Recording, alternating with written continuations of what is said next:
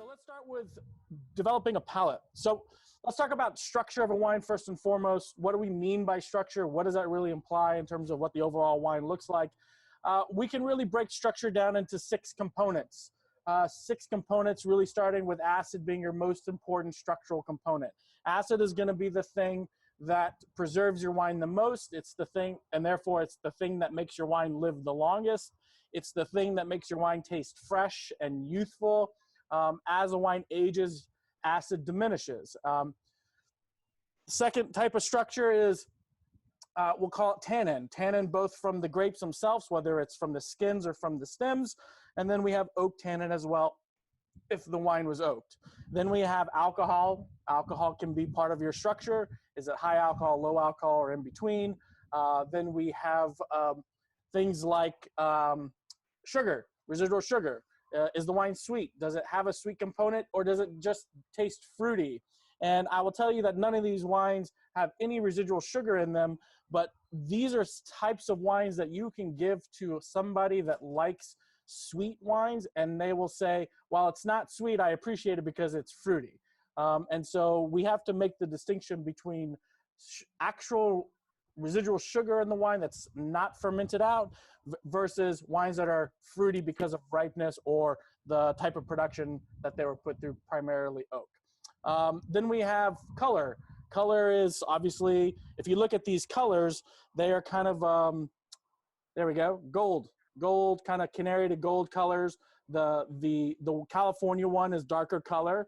The French one is not as dark as the California one. The question is why? So when we get back to building a palate, the question is always why. Why is it this color? Why does it smell this way? Why does it feel this way?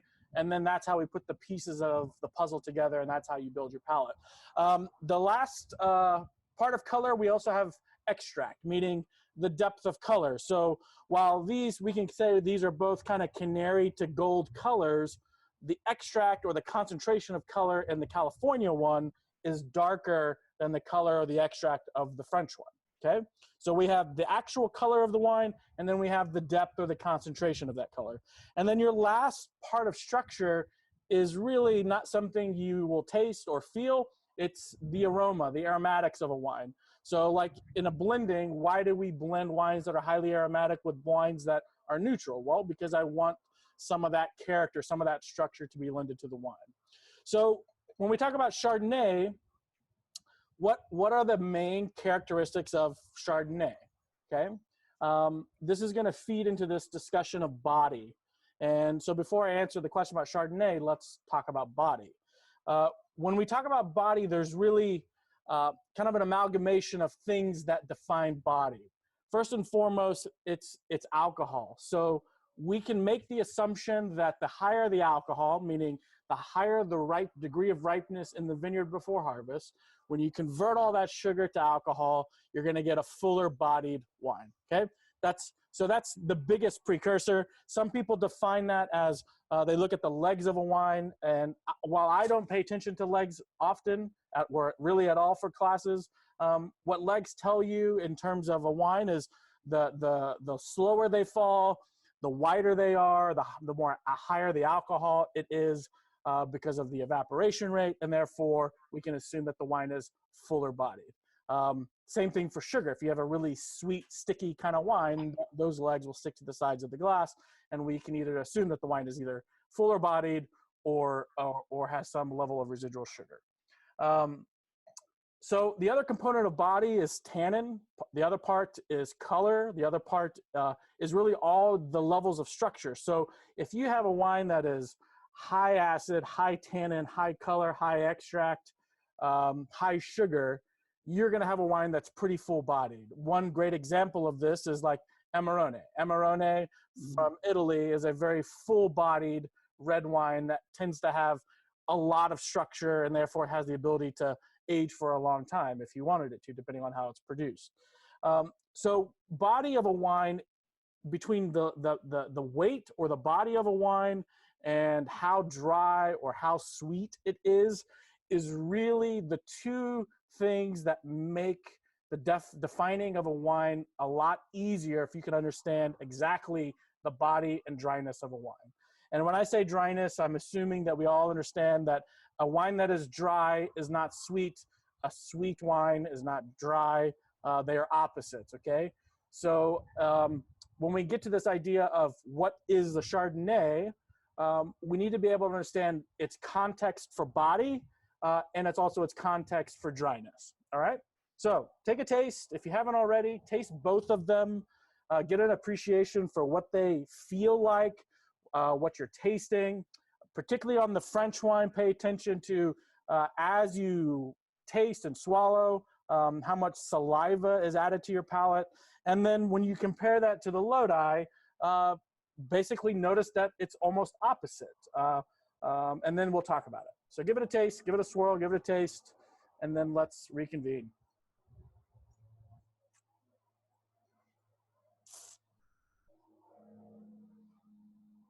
Your wine should be not frosting over in the glass, meaning you can't like write your name in the glass because of frost. It should be anywhere between 45 and 55 degrees. Ideally, the whole point with not serving richer, fuller bodied wines as cold as possible is that as you serve it as cold as possible, like a beer would or a sparkling wine, is you start to lose a lot of the flavor of the wine, the characteristics, both in terms of flavor, the body, the fruit, the terroir. You drop the perception of acid, and you just get really kind of an incomplete experience. So that's why the wine should not be served as cold as possible. No wine should be served as cold as possible, really, and red wine should not be served at room temperature. Those are the two rules. So you're looking for a slight chill to everything.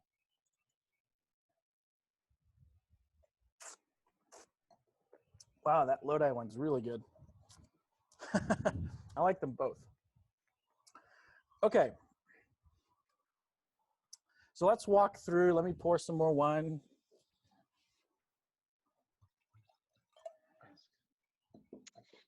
Daniel. Yes, ma'am.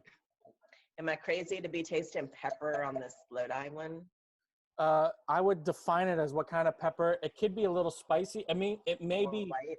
I could see white pepper. I could even see green pepper. It's not like that dark, spicy pepper. It's a little bit herbal and salty pepper. Yeah. I would not say that's extreme. I think you combine that with a little bit more noticeable alcohol, and then you kind of get a match that may be enhancing that a little bit. Okay. I love Chardonnay from a blind tasting perspective. I love to teach about Chardonnay in a blind tasting perspective because this is the grape and this is the style of the wine. Both of these styles of wine are the wine that is directly in the middle of everything else. This is the wine that every other wine, every other grape, every other style of wine can sit around. So if you know what, it's like the bullseye of a bullseye. So if you know exactly what's in the center, if you go one step to the right or one step to the left, you can understand that either I am not like Chardonnay for one reason, or I'm like Chardonnay and I'm going in the opposite direction. I don't know if that made sense. That was kind of rambling, but that's okay. Okay. You know, drink. Just keep drinking. It's my motto for all these classes. He's going to watch. You'll have to allow that on. Waiting in the... You talking about the sander? Oh. Oh, okay. Sorry, you guys. I'm distracted. Okay, so take a taste out of the French Chardonnay. Here's what you should be tasting. If you keep the wine at the front of your palate, one, it's intensely lemony right up front. Very kind of sweet lemon. Lemon drop, you can call it lemon drop, but there's intense citrus right up front. Very ripe citrus. As you move that wine across your palate and backwards, it gets very soft, like you're laying on a blanket, flannel. And then as it kind of moves past your mid palate and you get to the back palate, the wine turns into like cream fresh, sour cream character. And then after you swallow that wine, you get kind of an intensity of acid that's rushing from the back of your throat forward. Okay, that's classic Chardonnay that's done under malolactic fermentation, which we'll talk about. Okay, in terms of the character of the fruit. And we're going to, this idea of character of fruit, we're going to spend a lot of time with on Wednesday when we talk about the blends, because we're going to see two different, obviously every wine we can have this conversation with, but you got to leave something for another class. But in terms of the character of the fruit, the wine, what I mean by character of fruit is the ripeness level. The wine itself is slightly underripe. It's verging on ripe. There's a little bit of a bitter component there. The wine is almost ripe, right? That, for me, that would be the character of the fruit. It's almost like you picked the lemon slightly early, or you're eating like a semi almost ripe mango character, okay? So the character of the fruit is slightly underripe, almost ripe, slightly bitter. The weight of the wine, pay attention to the weight of the wine. It's soft. It feels like you're laying on a blanket, almost like fresh laundry character. It's got weight, almost like if I were to compare it to the range of, let's say, skim milk all the way to vitamin D milk, I would say that this is probably 2% verging on vitamin D milk. It's kind of got that weight to it, okay? All right, so let's go to the Lodi Chard. Give that a smell and a taste. Hey, Daniel, on the French real quick. Yes. Do you think that would have been harvested for pH instead of bricks? No, mainly because they don't need to do that. They need to get ripeness in a cool climate.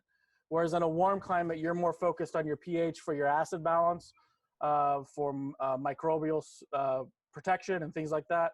In a cool climate, you lend less emphasis on pH because you need the full season to get ripe in the first place. So it's not really needed. They know that they're going to have the acid on the back end.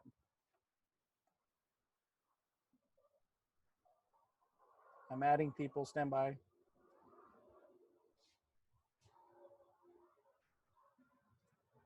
Well, let me add Sloan. Oh, here we go. Okay, so when you tasted your Lodi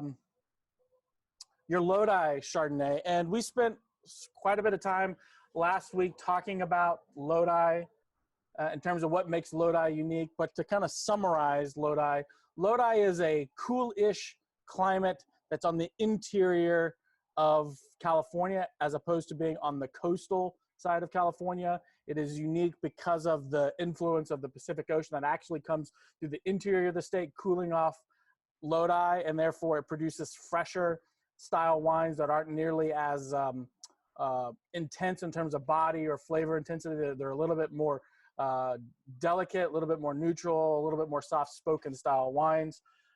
And this Lodi definitely speaks to that level, as did the Cabernet Sauvignon that we had last week. But when you taste this Lodi Chardonnay, the wine is, you can give it a number on a scale of 1 to 10, but regardless, it is slightly more weighty. The viscosity, the weight, the texture of the wine is a little bit heavier than the viscosity of the French wine.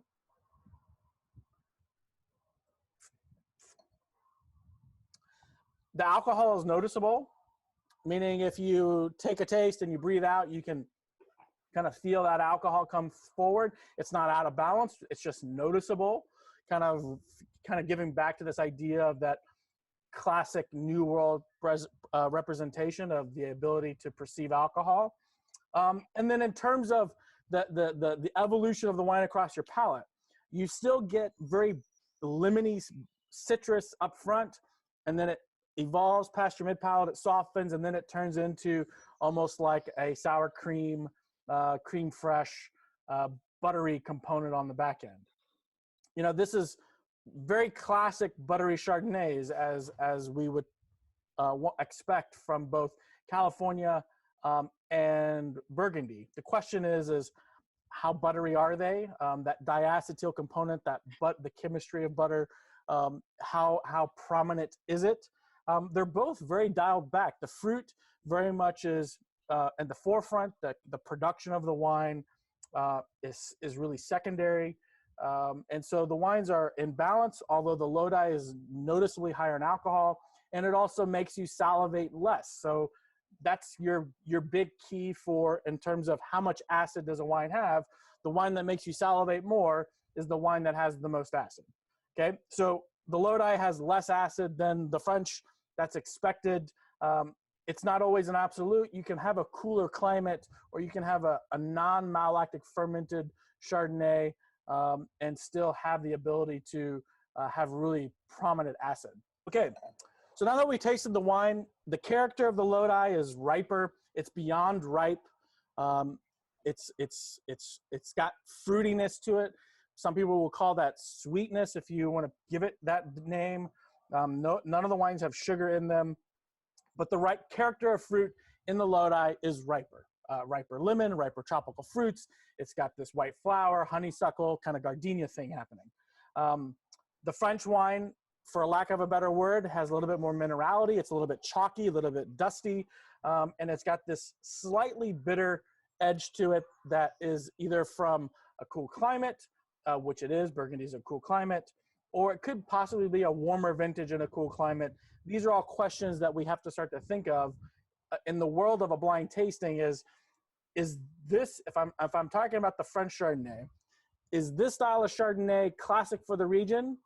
Is it over the top in terms of ripeness, meaning I have a warm vintage? Is it underwhelming, meaning I need more ripeness and therefore I have a cool vintage? Or is it a combination of a warm vintage in a cool region or a cool vintage in a warm region? Those are all the combinations that we have to think about in terms of a blind tasting to actually figure out where in the world we are. Obviously, you guys know that we're France. This is Burgundy, California, and Lodi. So there's no really questions. All right, so let's feed this conversation into balance. To do that, let's define what the Chardonnays are, both of them. Both of these Chardonnays are what we would call medium-bodied and medium dry, meaning in the world of wines, we all are very familiar with light, medium, and full-bodied, okay? This wine would be medium-bodied. And then in the world of dryness, we have bone dry, very dry, to basically very sweet. And then you have nuance within that. So at the very top character, you have bone dry, very dry. You have dry. So you have very dry, dry, medium sweet, and then sweet.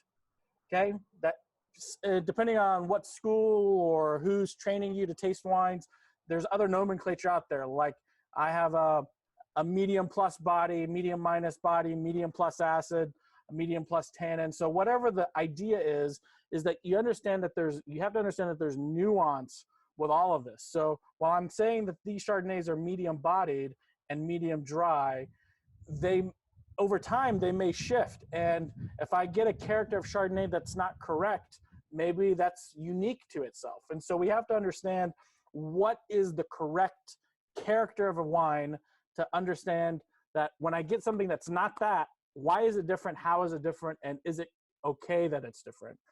Okay. So for me, why I love Chardonnay is, again, it's the bullseye for everything. It's the middle. So the thing to take away from these two wines is that they are both medium bodied. They are both medium dry. Regardless of the acid structure, regardless of what they taste like or what they feel like, the overall body and the overall dryness of the wines are very similar. So when we taste the wines after this, assuming you get off the class and you open a third bottle or a fourth bottle like we tend to do, the idea is to compare it to Chardonnay. And so on Wednesday, when we taste the red blends, we're going to, while they're red blends, we can assume that they may be fuller bodied than Chardonnay. The question that we should always ask when we're tasting other wines in terms of defining its body and dryness is it fuller bodied than Chardonnay or is it not? Is it drier than Chardonnay or is it not? Okay. And so the idea is to really get an appreciation for these structures of the wine, both the body and dryness. So continue drinking. I know you have 2 bottles of Chardonnay. By the time you're done with it, I think if you pay attention to the body and the dryness, you'll understand that this wine is not sweet, but there is fruitiness there that makes the wine, the perception of something riper than it may be, the perception of possibly residual sugar, even though there's not. And then the weight of the wine, meaning when you drink a Pinot Grigio or a Sauvignon Blanc, those would be lighter bodied wines and possibly drier depending on where you are. If you have another wine open in your house, I would do the side-by-side comparison and taste them side by side, whether it's a red or a white, and understand that Chardonnay may or may not be, I guess what I'm trying to get to is understand that if you think of Chardonnay as the middle of the wine, then you can pinpoint that very easily. Is it bigger or lighter bodied than the Chardonnay? Okay, so this idea of balance. Balance is kind of a combination of all those things that are correct for the style. And correct for the style is probably the most important phrase. When we say balance, we don't mean equal parts of every piece of structure. High tannin, high sugar, high acid, high alcohol. That's not what balance is. Balance is what is correct for that particular wine from that particular place. And people understand balance a lot quicker than they understand a lot of other things, because the wine needs to taste complete in itself. It needs to be a drinking experience that is fulfilling and complete. And so what's correct for the balance of Chardonnay is to have one medium bodied, medium dryness, and then you have the character of the fruit. And that character of the fruit can be whatever it is in terms of ripeness level, but it typically is always what we classify as orchard fruits. Orchard fruits are anything that you would harvest from an orchard. That includes apples, that includes pears, that also includes things that have pits in them, like white peaches and apricots. So depending on how the ripeness of the fruit goes, or the character of that fruit goes, as long as it kind of fits in this realm of orchard fruit, and the other character would be kind of a floral character, white flowers, yellow flowers, whatever it may be. That is what's correct for the style: medium bodied, medium dry, orchard fruits, florals. And then on top of that, depending on where we are in the world, whether it's the Burgundy California model or the Chablis model, we are talking about malolactic fermentation or oak aging, okay?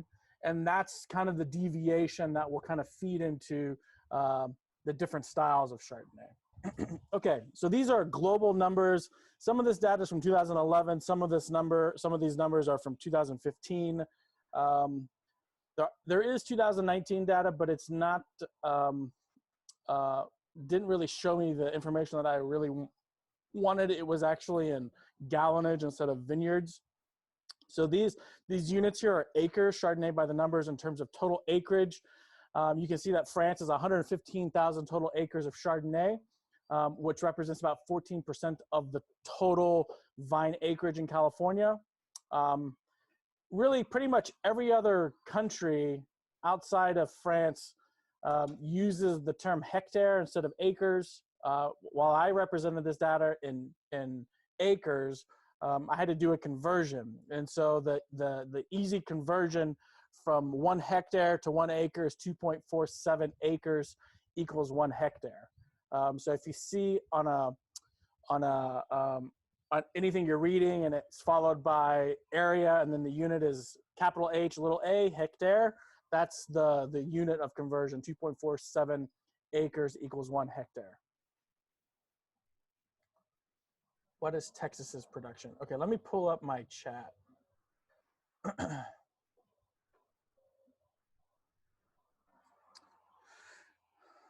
Is citrus an orchard fruit? Citrus is an orchard fruit, but citrus is classified as its own category of fruit because there's so many types of citrus. I guess not many types of citrus, but you have from sweet citrus and bitter citrus is how that's categorized. So it's a common character that's different than apples and pears and anything with a pith, like a stone fruit. Tell me again the aromas of the French. The French is similar to the Chardonnay. You're still getting a little bit of a bitter citrus component, but it's slight bitter citrus. And then you're still getting apples and pears with a little bit of like a little bit of a tropical and honeysuckle yellow flower component. What is Texas's production? Good question about Texas. Very little. Let's put this in perspective. We're talking about 115,000 acres of Chardonnay, one varietal, that represents 14%. The United States is about, it's 10%. So there's about 1.1 million acres of planted vines throughout the entire United States. Napa Valley alone has about 540,000 of those acres, or excuse me, California does. Texas, let's say on a good year, Texas has, you know, I don't know, Texas is weird. We can't even figure out how to report our numbers. But on a good year, let's call it 8,000 total acres of all varietals. And so Chardonnay being not nearly a common varietal, I can't imagine that it's anywhere more than maybe 100 acres, maybe 50 acres. In terms of who's producing Chardonnay, my go-tos are always RK and St. Joe. Then there's also Fall Creek that makes a really nice Chardonnay. I think Landon Winery makes a Chardonnay. Can't really think of any others. I'm sure there's more, but there's so many wineries now that are feeding off so little acreage that it's really hard to know who is actually planting what and how much there actually is. Okay, so United States, 102,000 acres, and you can kind of read the numbers for yourself. Chardonnay, at this point, is the most planted white grape in the world. It is the most planted grape in France. And, you know, the 80s did a really positive, had a really positive impact on Chardonnay. It is because of the 80s and mainly because of Chateau Montelena and the Judgment of Paris in 1976, where we have this exponential growth of Chardonnay around the world. You know, when Chardonnay has now passed grapes such as Trebbiano in Italy and in France for both cognac production, and also Aran in Spain as a neutral blending grape, it's because it's such a popular wine. And you can get really great examples of Chardonnay from $12 to $40 and upwards of that. You know, the most expensive Chardonnay is a Grand Cru Burgundy. We'll talk about the label here in a second. That on release, it's about $10,000 for a bottle of Chardonnay. You know, that's you have to refinance your house to afford one bottle.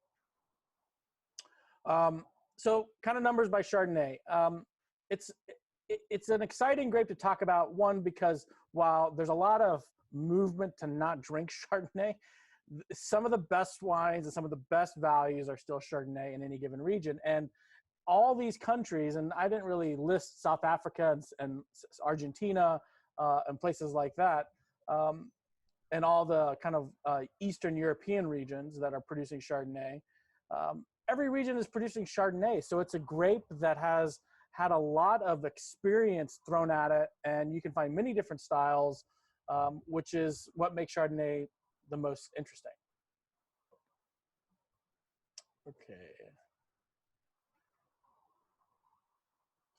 Okay, so let's kind of feed this into things to consider when you are growing Chardonnay, how it behaves in the vineyard, and then we'll talk about, we'll feed that into wine styles and a little bit about production. Okay, pictures.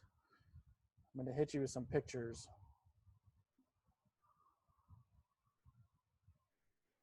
I'm going to make my screen black for a moment so my text shows up, but you can still hear me.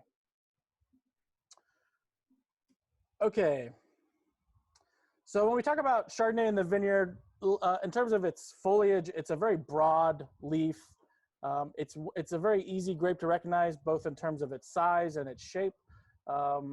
If you've seen it before, but Chardonnay in itself has some issues. One, it is really a cool climate varietal. It needs a full growing season, meaning when we talk about full growing season, we're really talking about April to October. And when you don't get that full growing season, you get less character, less ripeness and of fruit character. And so part of its issue is, one, that it's thin-skinned. Okay, we'll talk about that here in a moment. It's early budding. So for places that have a continental climate where they are not mitigated by a body of water, these are places that are prone to a late season frost. And so late season frost is detrimental to early budding varietals. And so typically what you have to do is you have to mitigate against that. Typically what is normal is in terms of your pruning, you prune to 2 buds. In terms of kind of intervention, you have in the modern world, we have fans that spin in the vineyard. Smudge pots is traditionally what is used in Burgundy. Basically, you light little fires throughout the vineyard to keep the ground floor a little bit warmer. So as heat rises, it basically prevents late season frost from freezing your grapes, and then you're losing your crop, which is a major problem in Burgundy of pretty much every single year. It's also a major problem in Texas, which we have just gone through. The first week in April, we had 3 days of below 30-degree temperature, 32-degree temperature in the high plains. So dealing with early budding varietals is a problem. There is such a thing as late budding varietals. There is such a thing as early ripening and late ripening varietals. And so we have to play this game in terms of site selection, what our conditions are in that vineyard that allow us to actually produce a fruitful crop. The third thing that it's susceptible to is gray rot and botrytis. This kind of goes directly back to both thin-skinned and the fact that when you, excuse me, when you are growing, excuse me, when you're growing Chardonnay in a place that is next to a body of water, you are prone to humid conditions. Humid conditions in the growing season or after a rain lend themselves to mold and mildew and botrytis, a type of mold. And so having thinner skinned grapes are not able to protect themselves as well as a thicker skinned grape. Thin skinned means that if I were to take these grapes and harvest them and macerate that juice on those skins, I'm not going to get a lot of tannin. So the thinner the skin, the softer the tannin. There are exceptions like Nebbiolo, which we'll taste next week on Wednesday. And then the other thing that it's susceptible to is, I always have a hard time with this word. Meliorat, Sean, I need you.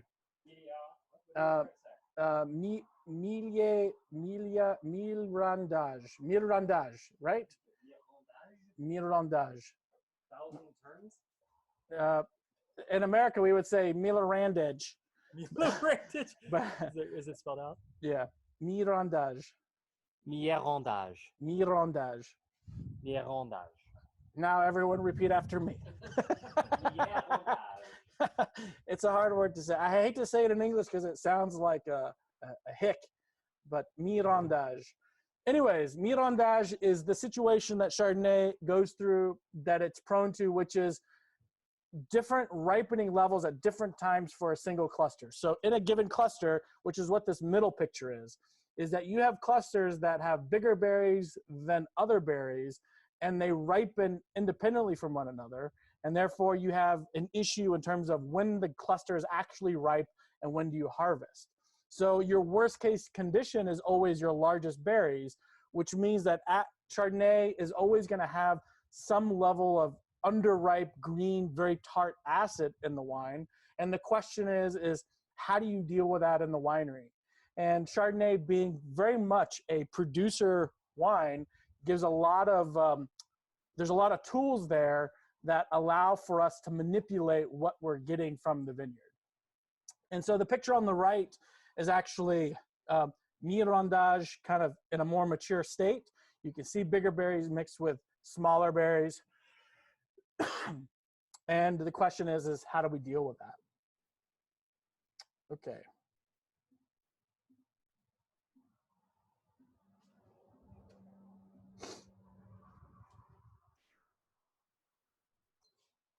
All right, so the question is how do we deal with that? I just made the comment that Chardonnay is very much a producer wine. It's a wine that it's going to go through what it's going to go through in the vineyard. We could talk about yields. We could talk about how it's actually grown. But the reality is, because of its character, it's a wine that lends itself to a lot of production technique. And in this today, we're going to talk more about really malolactic fermentation. And the question is, to mallow or not to mallow is the biggest question that defines the styles of wine that we see around the world. And then the second question is oak or to not oak, okay?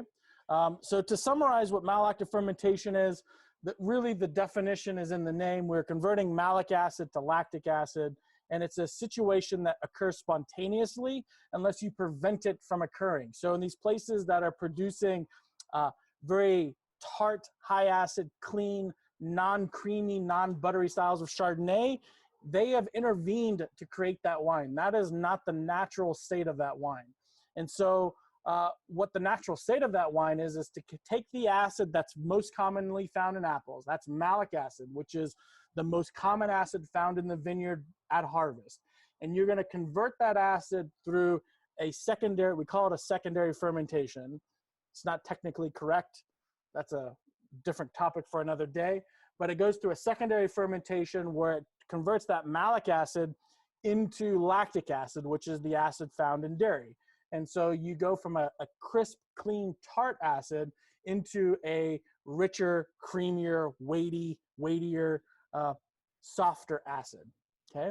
And that's the conversion of malic acid to lactic acid. That's the quintessential definition of a buttery Chardonnay. Buttery Chardonnay is just the description of that acid conversion.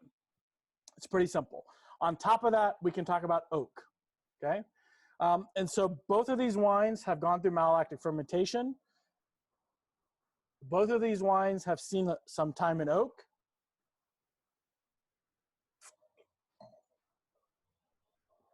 Albeit the Lodi is neutral oak, very little neutral oak. And the French is, you can almost taste kind of the woodsy character of the French wine, particularly as it gets warmer, but it's also kind of created this little bit of a sweetness on the palate. Like I mentioned earlier, it's almost like roasting a marshmallow on an open fire. You get a little bit of a nougat character, a little bit nutty, a little bit pistachio-like, nougat, marshmallowy. Those are all kind of the influence of the oak. Part of that character is also can be a little bit of herbs and spice. Herbs and spice really kind of geared towards kind of the sweeter, more aromatic spices like cinnamon and clove and nutmeg to some extent. But both wines are showing a little bit of oak. Okay, so when we talk about styles of Chardonnay, we really have to divide ourselves into really three boxes, and sometimes they overlap, particularly now with all the experimentation happening. But let's say in box one, we have the Chablis Chardonnay, and Chablis being one of our regions in Burgundy that we'll talk about here shortly. Chablis being an unoaked, very non-mallowed, sometimes mallowed Chardonnay that is very high in acid, very austere, cool climate Chardonnay that is really the home of unoaked Chardonnay, okay? Then we have, in the middle, we have our traditional Burgundy model, which is wines that are both oaked and both mallowed, typically with full 100% malolactic fermentation, but we're in a cool climate, so it's not really that intense of a buttery character or a creamy character, but we have the use of primary new oak. New oak can be used 50 to 100% of the time, depending on the wine and the region.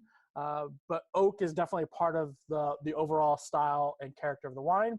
And then we have the California style Chardonnay, which obviously it's a warmer growing region, so it's a little bit riper. We tend to, in this country, we like a little bit even more of that diacetyl, that buttery character. So where oak is definitely there, it is sometimes secondary to the malolactic fermentation. Where in Burgundy, the oak is primary before the malolactic fermentation. And so those are the three kind of main categories. And then there's obviously hybrids that kind of cross over into one of the three. For me, the Lodi Chard is it's kind of a hybrid. It's got that ripe Chardonnay fruit. It's got a little bit of oak, but not too much. But it definitely has a kind of a screaming bouquet of diacetyl character. But because it doesn't have that much oak, it kind of, for me, is a little bit of a hybrid Chardonnay. But that's the kind of style of Chardonnay we like here at Vinovium. So that's kind of why it's a little bit fresher In other words, it's not licking a pencil that has butter on it, which is a plus. Depending on who you are, you may love that. All right. You guys feeling okay? Y'all are quiet today for so many people. I hope everyone's can hear me and I'm not just talking to my reflection. Okay, so we kind of talked about the Malo to not Malo, to oak to not oak, Chablis, Burgundy. We're going to talk about Burgundy next, and then we talked about a little bit about the California style. All right. So let's talk about Burgundy. So a lot to really say here in a very short period of time. I'm gonna do this is a map taken off of Wine Folly. So if you're on your computer and you want to zoom in on this map, you can. It's not really about the detail. Banana taffy aroma to me. I really like the French wine. I like the oxidation, I guess. Yeah, the banana taffy, really great description. It's like sweet tropical. I like the French wine too. The ripeness, I think the oak and the time in bottle for the French has really created a special wine at the moment. Okay, this is a map of Burgundy, not because we're going to go into any major detail, but I like the Wine Folly map because of how it's colored more than anything. And so let's briefly talk about Burgundy in terms of its growing areas. Let me preface Burgundy as one, the most complicated region in the world, two, that you can spend your lifetime studying Burgundy and still not understand it, and three, I don't expect for us to really take a deep dive here because we don't really have that much time.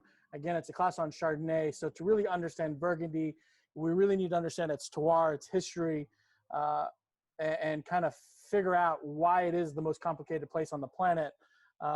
And some of that will come through in terms of the data, but really when we talk about Burgundy, it is the most important French wine region to the French. It is the most terroir-driven region in the world. It has more appellations within it than any other growing area on the planet, which lends itself to complexity. Let me see, I got some questions. French wines are named for the region they come from, yes, rather than the grape, correct. It is not. Yes. It is not. It is not uncommon to get French wines that do not tell you at all. Yeah, so we're going to go through a label exercise today. That way we can actually talk about the classification system through labels. That's really the best way to do that.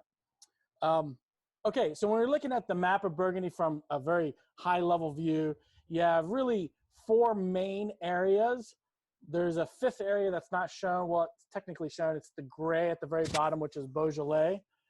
But when we talk about Burgundy, we talk about four main growing areas. We have the coolest climate and the one that's not attached to all the other growing areas, which is Chablis. Chablis, the home of unoaked Chardonnay. It is the home of one Grand Cru vineyard. And we'll talk about Grand Cru vineyards here in a moment. Got more questions? Well, no, it's not a question. Okay.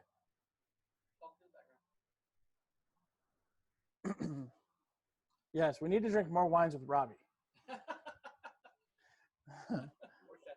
More Chateauneuf.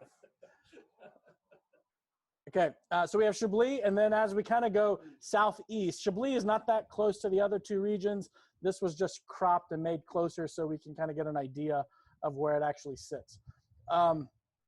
So in the very northern part of the region, we have what is known as the Cote d'Or, the hills of gold, or the golden slope is literally the translation. And in the Cote d'Or, we have a sub-regions, or let's call them sub-appellations. And then within those appellations, we have communes or villages, which we're going to talk about. So the two sub-appellations, in the north, we have the Cote De Nuit. The Cote De Nuit is the region that basically is the closest to the capital of Burgundy, which is Dijon. The same thing as Dijon mustard, okay? So in the Cote De Nuit, we have 24 Grand Cru vineyards, okay? It is the most important growing area for Pinot Noir.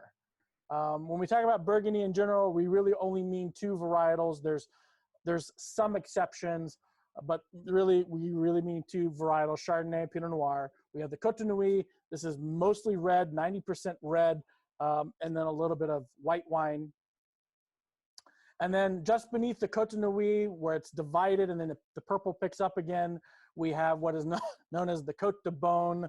It is historically the main growing area of the Cote d'Or. It is the region that surrounds the village of Beaune, historically the most important commerce for the region of Burgundy. That's really where wine commerce takes place. And within that region, you can see that there is a light purple and a dark purple. The light purple is the general appellation. So we have what is known as the Cote d'Or, that is the boundary of the light purple. And then within the light purple, we have the darker purple, which constitutes 44 communes or villages, okay? And again, if you remember from, I guess it was the first class, we talk about wines in terms of growing area as a region, and then an appellation, and then a commune or village, and then we talk about the vineyard level. In Burgundy, we see all levels. It's the first region that we've talked about, really where each level is represented as a unique growing area, which we'll talk about here shortly. Underneath the Cote de Nuit, or in the Cote de, under the Cote d'Or, under the purple area, we have, I guess, another purple area. Like, I guess one's pink, one's purple. I don't know. Maybe I'm colorblind. We have the Chalonnais, the Cote de Chalonnais, which is minor compared to the regions north of it, but it is also a region that has really great value for Burgundy. And Burgundy being some of these wines that are very limited in production and very expensive, when you're looking for value, you unfortunately can't go to the best villages or the best vineyards. You have to look for something else. Magenta versus purple. Thank you. I learned something today. So that's magenta, you guys. So then the purple, the Cote de Chalonnais. Underneath the Cote de Chalonnais, you can see that the Chalonnais is actually outlined with the gray. It looks kind of, and the growing area is furthest to the north of the appellation or the region. And then we have further south of it, the Mâconnais. The Mâconnais, or the Macon, is the largest growing region within Burgundy. It actually produces more wines than all the other regions combined. And while the Chalonnais is primarily kind of maybe 60-40 red to white, the Macon is primarily white. Just like the Cote de Beaune. The Cote de Beaune is primarily white. And so as I go from north to south, in terms of Grand Cru vineyards, the most important vineyards within the region, there are 24 in the Cote de Nuit. There are 8 in the Cote de Beaune. Cote de Chalonnais and the Mâconnais have no Grand Cru vineyards. And then Chablis has 1 Grand Cru vineyard. So there's a total of 33 Grand Cru vineyards in Burgundy, 44 villages, and basically 5 appellations if you include Beaujolais in that.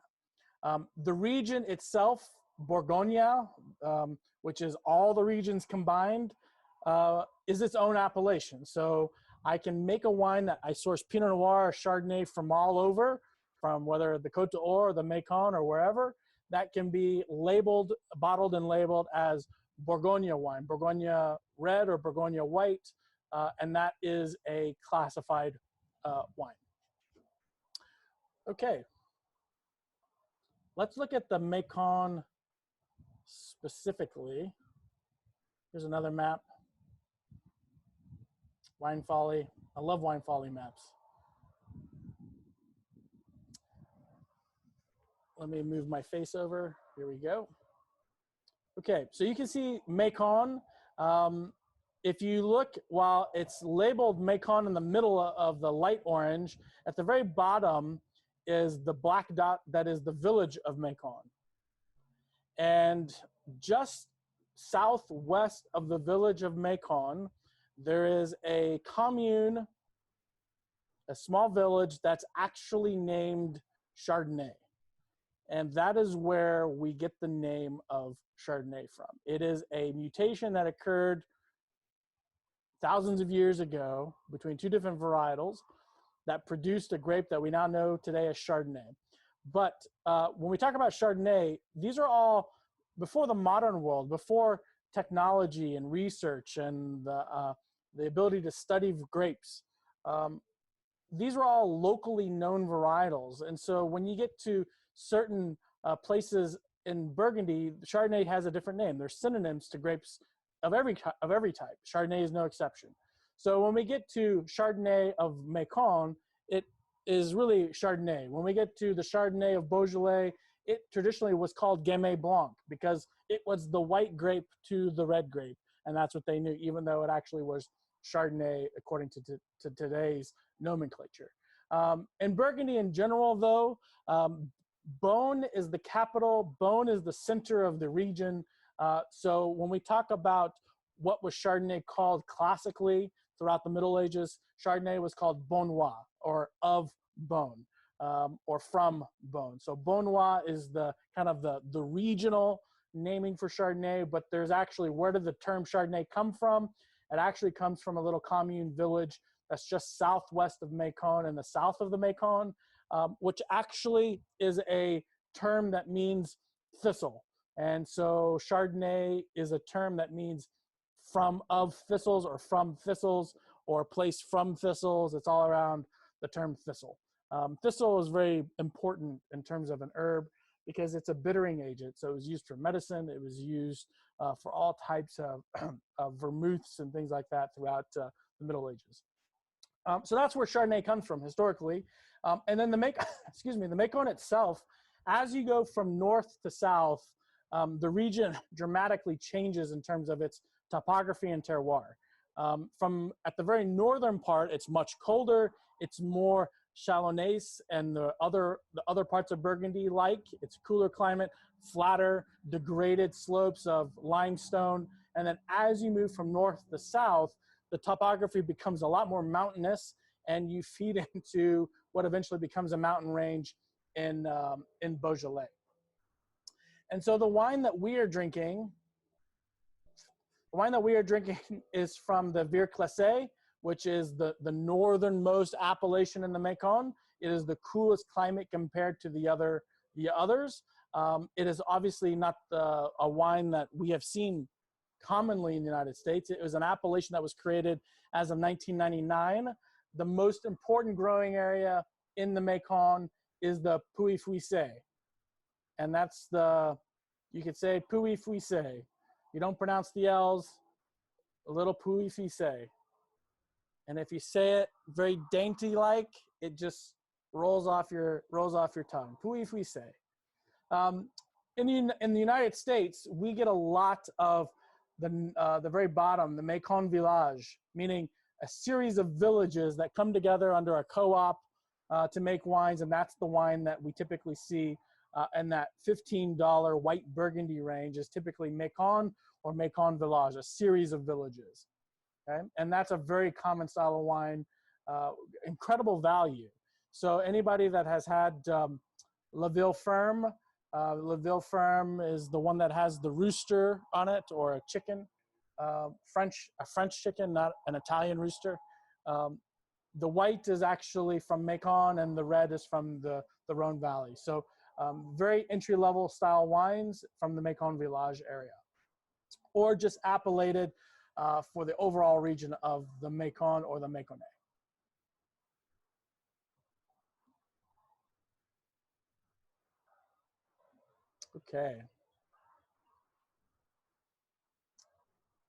Okay, so let's move forward. I figured what we would do is I wanted to talk about the classification of Burgundy wines so you can understand how deep it goes. And the best way to do that is through a representation of labels. And so I did include the wine that we're drinking in this example here. Let me pull up labels. Okay, let me grab wine.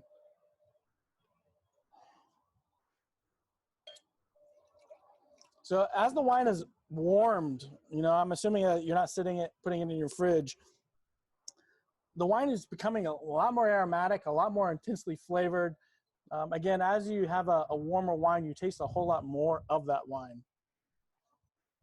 Okay, so when we talk about Burgundy, in terms of classification concept, again, this goes back to the idea that wines are regulated by law at every level. And in Burgundy is really the first place where we see every level. So at the very top of the hierarchy, we have wines from a controlled place.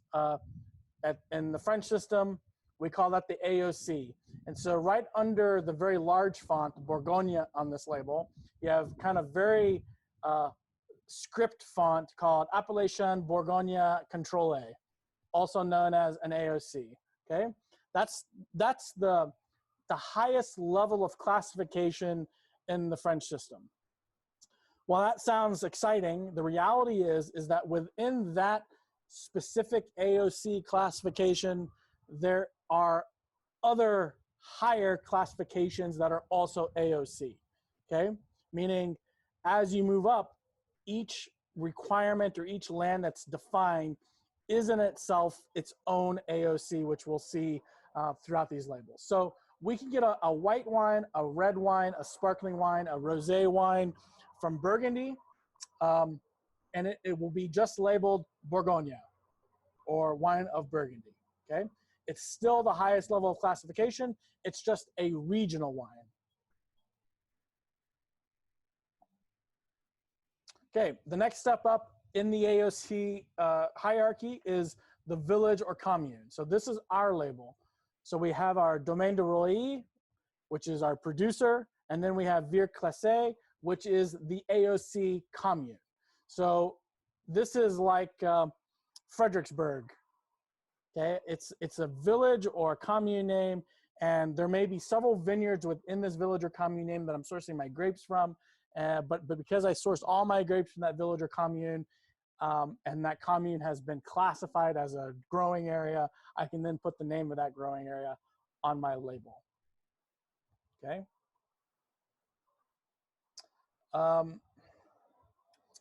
There is always, if you're always questioning what the growing area is, like what is the name of my growing area, even though you may not know where it is or what it's made of in terms of varietals, is the first thing is always the appellation statement. So there's always something appellation contrôlée on the label. If it is an AOC or an AOP wine, sometimes you'll see instead of contrôlée, you'll see protégé, which just means protected or controlled. They mean the same thing, but there was a change of law in 2011 that changed the wording, but they mean the same thing. So if you're ever wondering what the actual name of the growing area is, it's always that word in the middle of that statement.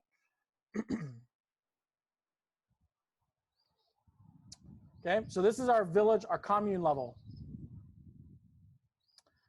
So the thing that's above a village is a vineyard. And in Burgundy, we have to make the distinction now at this point because you will see two terms. And let me write them so you can, we have the term climat, like climate without an E. So there's this word.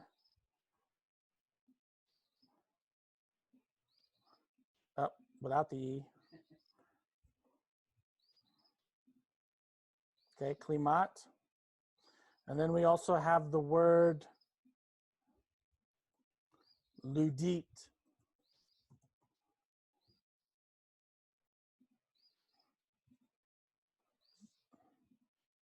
Here's ludite. Okay. They mean the same thing. Which doesn't make life any less confusing. Okay, what it is this is a vineyard, a single vineyard. It is a named place. It's a vineyard with a name. You'll see it on the label. The difference between a climat and a ludite is in terms of how the government recognizes them. The institute that regulates French wine law is an organization called the INAO. And that's obviously the acronym. but the INAO recognizes the term climat as a unique place that has a unique geography and geology and therefore terroir, and it's recognized for that, and it's just recognized by the INAO. The Ludite is the same thing, it's just not recognized by the government association that regulates French wine law, okay? So it's somewhat of a semantic there, but, and you'll see them both on labels. The question is how do I know what it is on a label? And the answer is you don't, okay? So I'm gonna pull up a label here.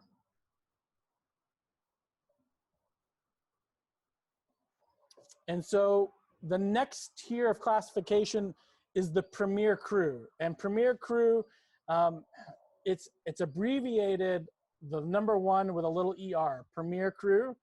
The term that's right after the Premier Cru, in this case, Les Combets, I'm gonna say, I don't know, I'm maybe butchering that entirely. Les Combets, that is a climat. It is a single vineyard Premier Cru. Premier Cru just means that vineyard has reached a certain level of quality and over time has been regulated to produce wines in a certain way with a certain maximum yields, maximum alcohol, all of these things that have been codified. Now they are part of the law. And so this Premier Cru is a climat. All Premier Crus are climats. It's when you get a village wine. Let me bring up the village label again. If there was another name, if I know that Vieux Clisset is my AOC growing area and it had another name underneath it like LaCroix or something, pick a name.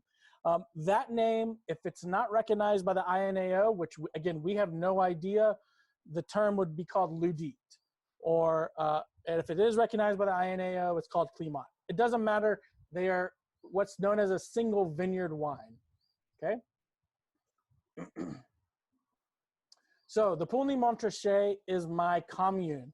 Poulny-Montrachet is my commune village name. I'm a Premier Cru named Les Combets. And Les Combets is a single vineyard in the commune of Poulny-Montrachet that has been granted the title of Premier Cru, okay? In Burgundy, there are 640 different Premier Cru vineyards. So if you're keeping track, that's 33 Grand Cru vineyards, 640 Premier Cru vineyards, 44 villages that kind of create the whole landscape, okay? Okay, so then the next level is the Grand Cru.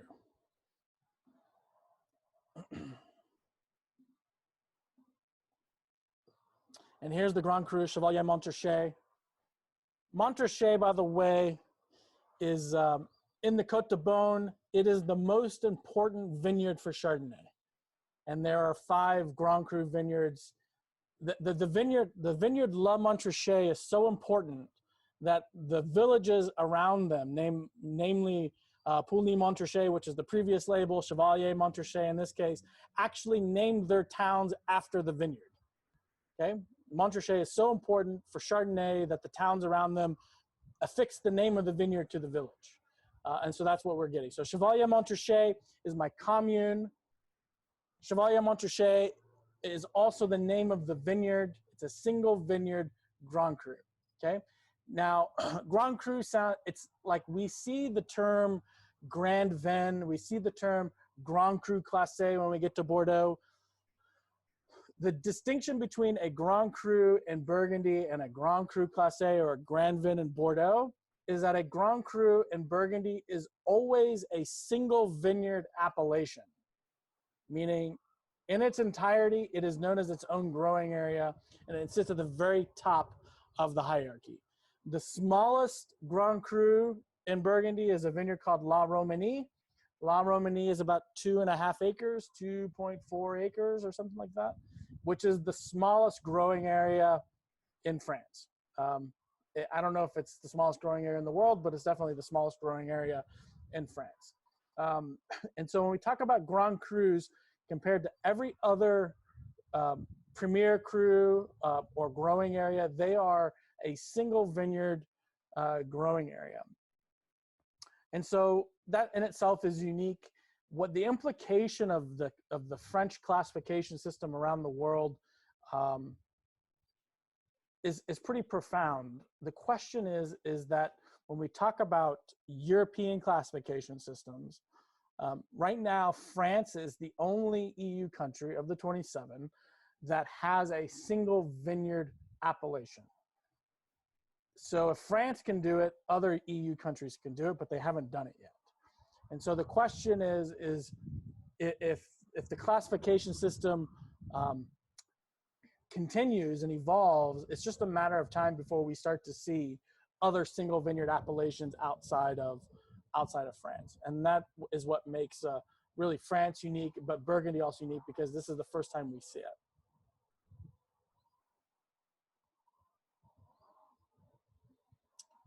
Okay.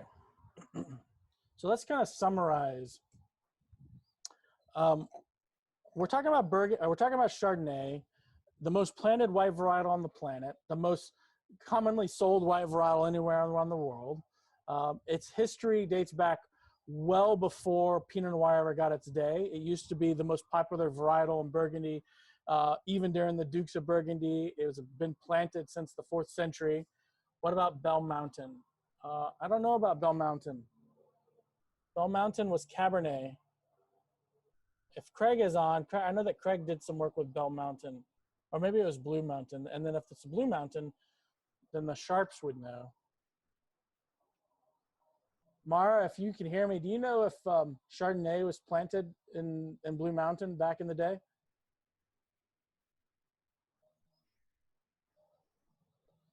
Never at Blue Mountain. Okay. So a very old varietal that has seen all ups and downs throughout its history, its popularity. The mode in the market in terms of buying wine is there's so many wines available, white wines, red wines from all over the place. And Chardonnay still is keeping up with other varietals in a major way, or actually other varietals are trying to keep up with Chardonnay. You don't really see the same dominance in the red wine category. It seems that there's less competition for Chardonnay in terms of white varietals than there are for, let's say, red varietals for Cabernet. Bell Mountain, yeah, Bell Mountain is like off of 1323 here in the hill country. Oh, okay, I understand what Don's saying. So Don, it's not, so AOC is a let's use that, that's a French system, an appellation. The Bell Mountain and the hill country is an AVA, American Viticultural Area, but I think you understand what I'm trying to say, and I understand what you're trying to say. Yeah, so within the hill country, there is, well, let me back up. In the hill country itself is an AVA, and then within the Texas hill country, there are other AVAs, nested AVAs, all of them multi-county. Bell Mountain and Fredericksburg AVA are those other two AVAs in the Texas hill country.